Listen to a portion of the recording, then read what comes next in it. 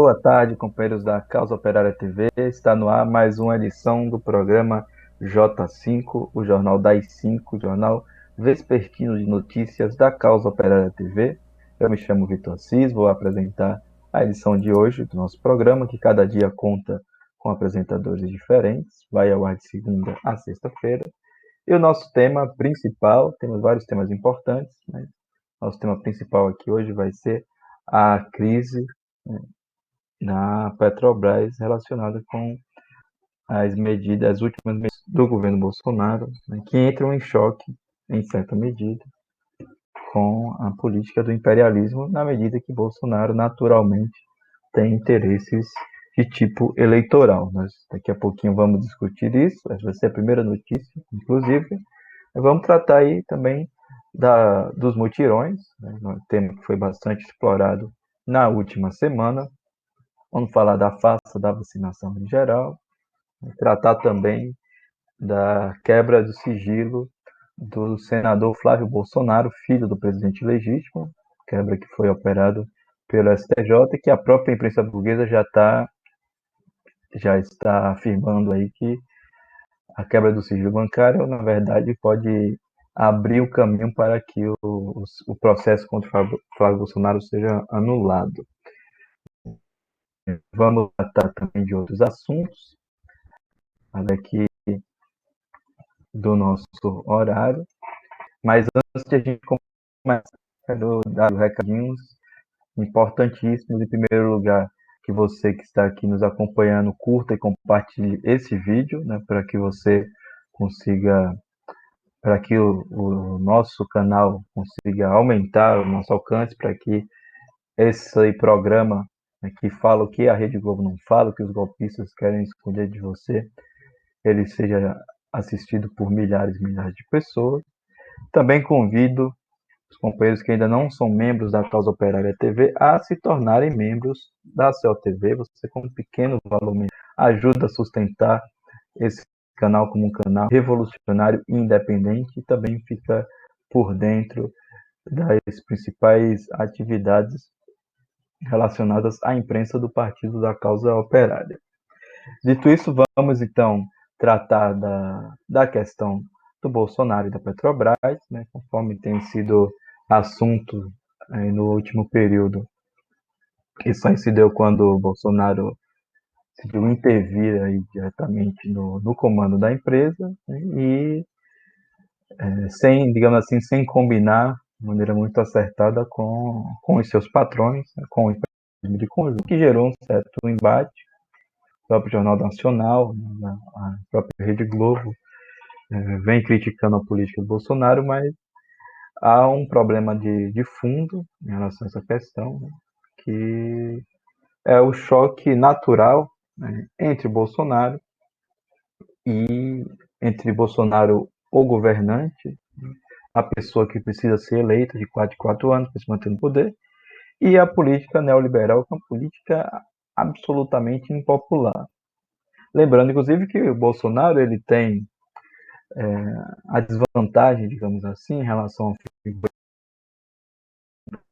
de que ele, embora seja, no final das contas, um representante da política neoliberal, ele está aí para acabar com os direitos dos trabalhadores, ele não é um representante dos mais legítimos da política neoliberal, ele não está entre os favoritos do imperialismo para governar o país. Então, para que ele consiga estar no poder, ele precisa de fazer uma certa demagogia com sua base de extrema direita, mas que é uma base social, uma base de tipo pequeno burguesa direitista.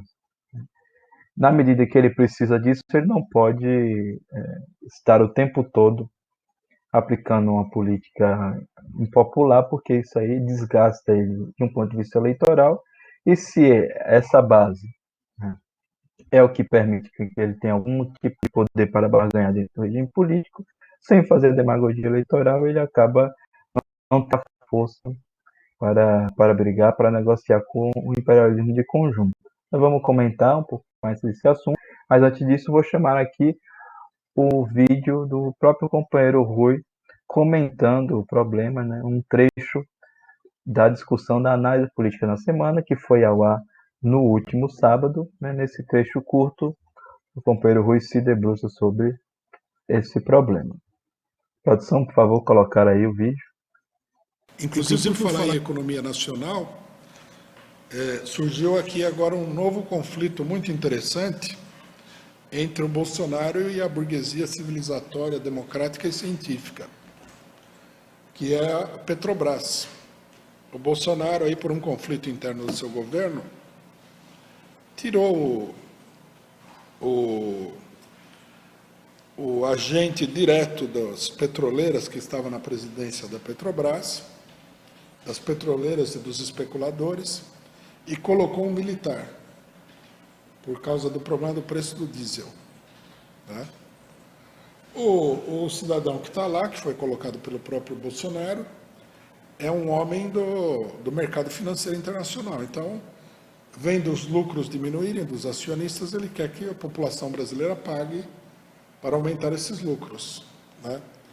E aumentou o preço do diesel. O Bolsonaro não gostou, porque contraria a política eleitoral dele, e colocou um general. E a imprensa burguesa está atacando, porque o mercado reagiu mal. Quer dizer, vai colocar lá uma pessoa que não vai aceitar, por exemplo, nesse primeiro momento, o aumento do preço do diesel. Eu estou esperando aí a manifestação da esquerda em favor do agente do mercado financeiro internacional que foi retirado lá, porque, pela lógica da política, né, se você não apoiar o agente dos especuladores e dos bancos, que a burguesia defende que seja na Petrobras, você é bolsonarista. Atenção, hein? Militantes do PSOL, apoiem o entreguista, o super entreguista que estava lá, vão manter ele no cargo, ele vai garantir os lucros dos especuladores, é importante. Se vocês não apoiarem esse super entreguista, vocês são bolsonaristas. Cuidado com isso, hein? Bom, fica aí o alerta do companheiro Rui, né, para a esquerda pequeno-burguesa, que tanto faz demagogia com a política oficial do imperialismo. A análise já ocorreu no sábado, né, mas o que é que nós temos de mais recente, de mais quente para trazer o programa hoje? Nós temos, em primeiro lugar, uma matéria da Folha de São Paulo, sua edição, falando que Bolsonaro estaria pressionando por conta de luz mais barata, com 70 bilhões de fundo e tributos federais. Isso aí através da intervenção direta dentro da Petrobras. Isso aí é um tipo de política, claramente, que vai de encontro, né, à política neoliberal de arroxo total, de descontar sobre as costas da população toda a crise econômica, né, que a própria política dos capitalistas está levando. Né. E outra, talvez ainda mais significativa desse conflito, é de que as ações da Petrobras em Nova York, né, na Bolsa de Valores, despencou. Né. Segundo matéria do Estado de São Paulo, também de ontem, as ações aqui na Bolsa de São Paulo, as ações da Petrobras, né, tiveram queda aí de 16,22% antes da abertura do mercado nos Estados Unidos. É uma coisa que chama bastante atenção e só reforça, né, o fundo aí do problema político, né, o que é que exatamente está colocado, né, que não se trata aí não é uma polêmica à toa, não é um conflito à toa, existe aí todo um problema econômico colocado diante desse enfrentamento. Bom, dito isso, então, vamos seguir em frente aqui com a nossa próxima pauta. Agora nós vamos tratar do problema da vacinação, que já foi caracterizada como uma farsa, já foi inclusive demonstrada como uma farsa, que efetivamente é, né? Desde o seu início, o PCO vem criticando, vem demonstrando que se trata, sobretudo, de uma jogada de marketing, de uma jogada que procura elevar setores extremamente direitistas, como o João Dória, a uma posição de herói do povo, de salvador da humanidade. Ele utilizou, inclusive, uma mulher negra para fazer demagogia no primeiro ato de vacinação do país. Mas não há vacina, há várias denúncias de que as pessoas, mesmo sendo agulhadas, não estão sendo vacinadas, porque não contém vacina na seringa, todo tipo de absurdo. Vacinação suspensa em várias, de várias denúncias aí do furo da fila, de fraude, uma verdadeira bagunça. Inclusive, essa também fica ainda melhor demonstrada quando nós vemos que, segundo vários cálculos, né, a questão de vacinar a população é uma questão que estaria colocada somente para vários e vários anos. Algumas pesquisas mais pessimistas, né, colocam aí a necessidade de aguardar 3 décadas para vacinar todo o povo, que é uma coisa completamente absurda, mas pesquisas aí que levaram em consideração algumas atualizações, alguns dados mais favoráveis para a campanhação da direita. Também aí o problema da eficiência das vacinas que estão sendo utilizadas e tal, apontam para a necessidade de aguardar aí pelo menos 9 anos que todo o povo seja vacinado, né? Outra pesquisa também nesse sentido, que não é uma pesquisa específica, ela aponta que o ritmo da atual vacinação brasileira teria que ser multiplicado por 11 para que ele efetivamente desse conta da demanda da população. Bom, essa é a fase da vacinação, a fase que todo mundo já conhece, mas a notícia que temos aqui, que nos chama particularmente a atenção, é a de que o golpista, hoje prefeito de São Paulo, já é eleito, porque o João Dória abandonou a prefeitura para o mais alto, mas que o golpista Bruno Covas, dado a testagem no ensino com apenas 17% da sua meta cumprida. Durante a campanha eleitoral, Bruno Covas prometeu realizar mais de 700 mil testes na rede municipal, naquela, naquela propaganda, né, que o seu adversário no segundo turno, Guilherme Boulos, propaganda de que o PSDB seria científico, seria contra o obscurantismo, queria lutar contra o Bolsonaro para salvar a população da pandemia, mesmo que o PSDB tivesse condenado mais de 50 mil pessoas a morrer somente no estado de São Paulo. Toda essa propaganda, né, que não foi denunciado pela esquerda, o Bruno Covas prometeu que ia testar todo mundo, mas o que aconteceu é que Dória, né, interrompeu as testagens e nesse momento que nós temos aí apenas 17% da meta cumprida. Isso só reforça que o combate à pandemia por parte da direita tradicional é uma ilusão, uma fachada, né? Não há de fato nenhuma medida efetiva e real para combater o coronavírus. Muito pelo contrário, a política da direita é de jogar a população em um matadouro. É essa direita que está promovendo o retorno das aulas presenciais em vários estados. Na verdade, em todos os estados está sendo levado adiante essa política criminosa, política genocida, e que às vezes conta apoio dos setores mais direitistas, mais diretamente ligados ao regime político da esquerda nacional. É o caso, por exemplo, em São Paulo, do PCdoB, o partido que está fazendo aí a campanha pela volta É necessário denunciar. E a direita nacional está fazendo, né? O PSDB está fazendo, o PSDB é apontado como um grande aliado na luta contra o bolsonarismo, e temos também aí colocar claramente que os partidos, as organizações de esquerda, mas sobretudo as organizações estudantis que estão vinculadas ao PCdoB e que estão passando o pano para a política do PSDB, ou melhor, não é passar pano, estão efetivamente apoiando essa política, chamando a volta às aulas. Isso daí se trata de uma verdadeira traição aos estudantes, né, a base que apoia esse partido.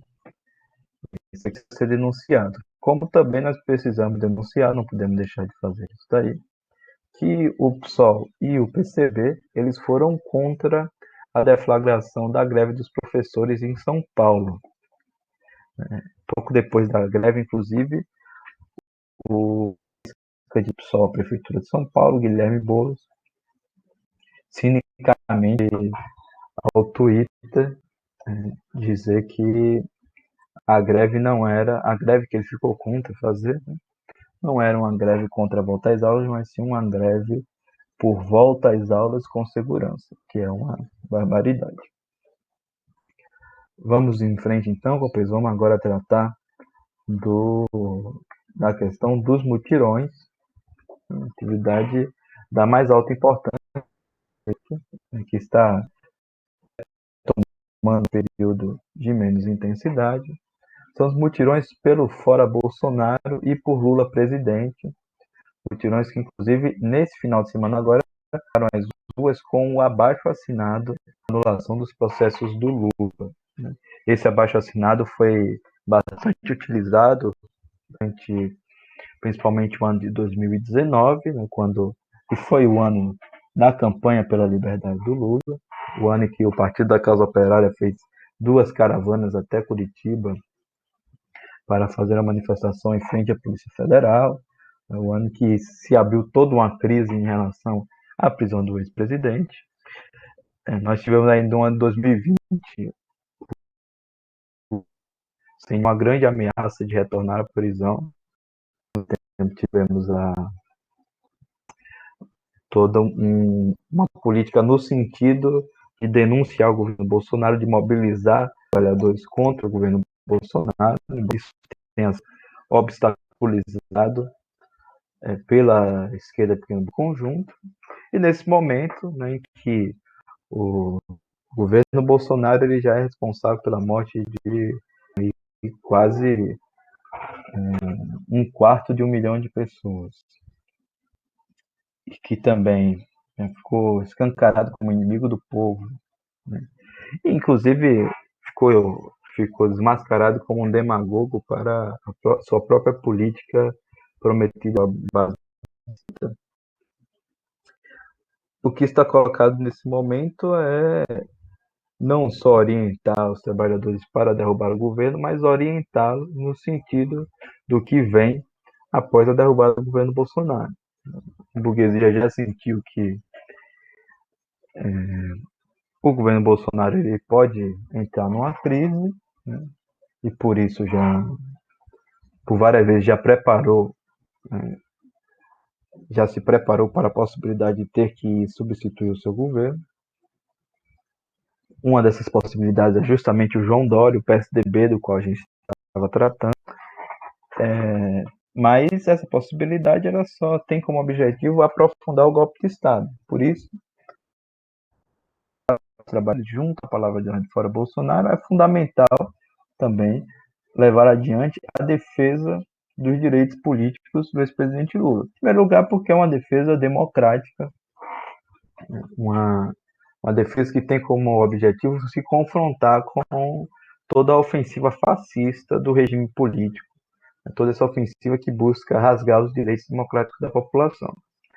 E em segundo lugar, porque a cassação dos direitos do Lula, diferentemente, por exemplo, da cassação dos direitos do deputado bolsonarista Daniel Silveira, tem por trás um interesse político de importância diretamente relacionado com o poder político. Quando a direita passa por cima dos direitos do Lula, além de desmontar o Estado de Direito, ela também está procurando impedir que o Lula seja candidato. Isso daí não é novidade para ninguém. Isso daí já ficou comprovado pela própria Operação Lava Jato, também já estava comprovado desde o momento em que o fascista Sérgio Moro foi recompensado por prender Lula com um cargo no governo Bolsonaro.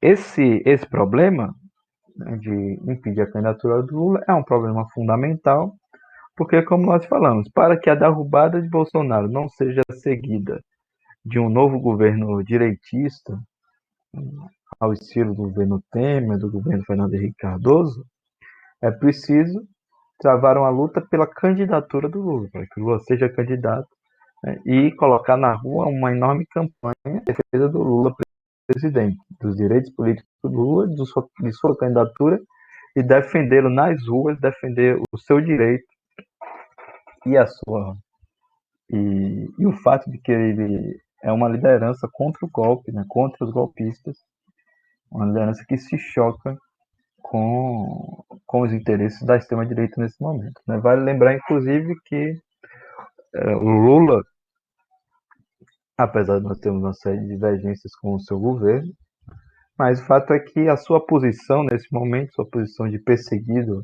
pelo golpe de Estado, tem feito com que ele tenha posições muito mais claras e determinadas no enfrentamento aos golpistas do que a esquerda pequena burguesa de tipo acadêmica, pseudo-radical, como o caso do próprio Guilherme Boulos, do PSOL, etc. O Lula, por exemplo, ele denunciou aí a perseguição do Daniel Silveira como uma aberração. Então, voltando aos mutirões, né? Os mutirões aconteceram aí novamente aos domingos, nós vimos fotos de vários locais, tivemos um mutirão em Recife, em São Paulo, no Rio de Janeiro, em Brasília, em Salvador e vários outros locais. Eles serviram para levar adiante a campanha pelo Fora Bolsonaro e Lula presidente e também para uma questão muito especial, que foi para organizar os atos do 27, que tem essas mesmas palavras de ordem. Né? É um ato voltado pelos direitos políticos do Lula, pela anulação dos processos. No dia 27 tem um ato em São Paulo e um ato em Brasília.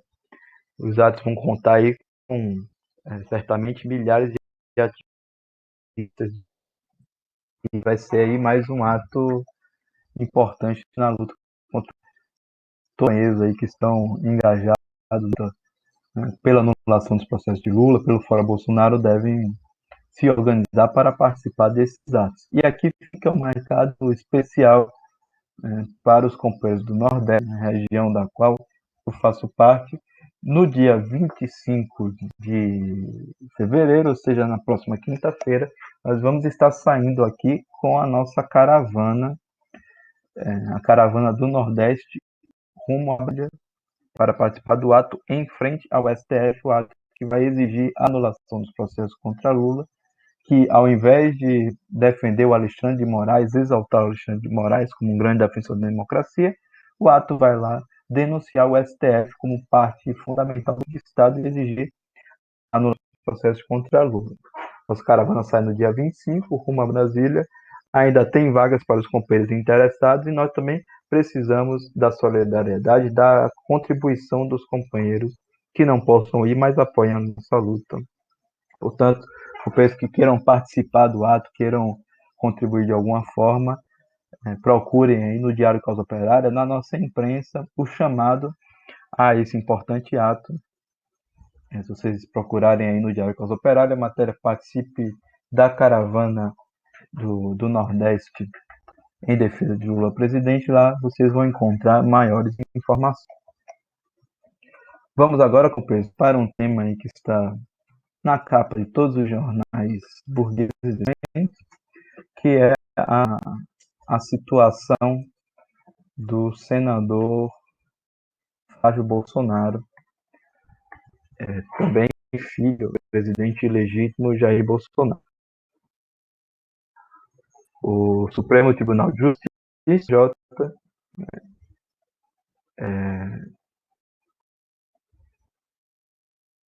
acabou de anular a quebra de sigilo bancário fiscal de Bolsonaro no caso das rachadinhas. Isso aí aconteceu hoje, nessa terça-feira, por maioria dos votos, né, os ministros da quinta turma, foi o colegiado encarregado de analisar a matéria, identificaram problemas de fundamentação na decisão judicial. O jornal o Globo já havia adiantado, né, que a quebra de sigilo bancário de Bolsonaro poderia levar a uma possibilidade de anulação do processo. A quebra do sigilo havia sido autorizada em abril de 2019 pelo juiz Flávio Itabaiano, da 27ª Vara Criminal do Rio de Janeiro.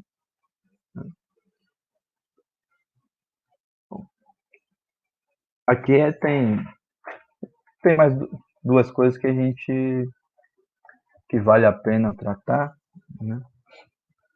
No caso aqui esse caso do sigilo bancário do Bolsonaro, né? Que, como a gente destacou no caso da Petrobras, né, há, em certa medida, há um conflito entre o governo Bolsonaro e o setor mais pró-imperialista da burguesia, né, e é por isso que vira e mexe aparece aí algum conflito, alguma decisão desfavorável ao governo Bolsonaro, de alguma maneira. Mas o que é fundamental é que todo mundo sabe que o governo Bolsonaro comete uma série de ilegalidades, assim como os seus filhos. Por exemplo, no caso do Daniel Silveira, o STF falou que a apologia à ditadura, né, seria algo, como se diz, algo que merecesse ser punido, né? Mas o fato é que Bolsonaro faz todo tipo de apologia à ditadura, à tortura, ao cargo de antilustre, assim como seus filhos. No que é fundamental, não há uma decisão do judiciário de enfrentar Bolsonaro, porque justamente há um apoio direto da burguesia ao governo Bolsonaro. Isso aí só reforça que é uma ilusão apoiar nesse tipo de política, de pedir ao STJ, ao STF, ao judiciário, que vá levar adiante qualquer tipo de, de enfrentamento com o governo Bolsonaro. Em segundo lugar, né, o negócio uma coisa que chama bastante atenção aqui é que, segundo a imprensa burguesa, o fato de terem impedido que quebrasse o sigilo do Flávio Bolsonaro pode levar à anulação do próprio processo. Ou seja, é o exato oposto do que o STF faz com a esquerda, com seus inimigos políticos, né? O STF ele passa por cima de todos os direitos democráticos e não está nem aí porque acontece. Encontra aí qualquer pretexto sempre do ponto de vista moral, para defender as suas ilegalidades. Veja o caso aí do próprio ex-presidente Lula. Não há por que manter o Lula condenado, né, quando tudo é que o processo é viciado. E aí, interessante no caso do Flávio Bolsonaro é que, se por causa que o sigilo bancário procurado, segundo o entendimento técnico do STJ indevidamente, o seu processo deve ser anulado, né? Bom, preciso denunciar aqui a política do judiciário, né, de dois pesos e duas medidas, e aproveitar isso aqui para reforçar o chamado a Brasília, a São Paulo, né, para os atos contra a condenação do ex-presidente Lula, pela anulação do processo de Lula, e pelos seus direitos políticos, por Lula candidato, Lula presidente, e também pelo fora Bolsonaro. Com isso daqui, companheiros, nós já estamos chegando ao nosso horário, nós vamos ficar por aqui hoje.